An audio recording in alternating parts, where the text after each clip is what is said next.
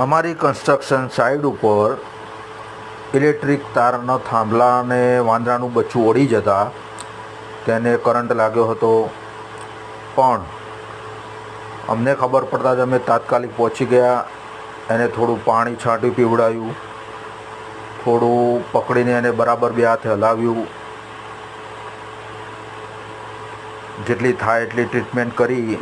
હાથે થોડું બળી ગયું હતું, એને થોડી કસરત કરાવી, બે હાથ ઝાલીને ઊંચું નીચું કર્યું, થોડું પાણી છાંટ્યું, તો ભગવાનની દયાથી સદનસીબે બિચારું બચી ગયું. તો આપ પણ આવી પ્રાણીને થાય તો મદદ કરવી, તો કોઈ પ્રાણીનો જીવ બચી શકે. દયાભાવ રાખવો. વિડીયો જોવા બદલ આપનો ખૂબ ખૂબ આભાર. લાઈક, શેર અને સબસ્ક્રાઈબ જરૂર કરો.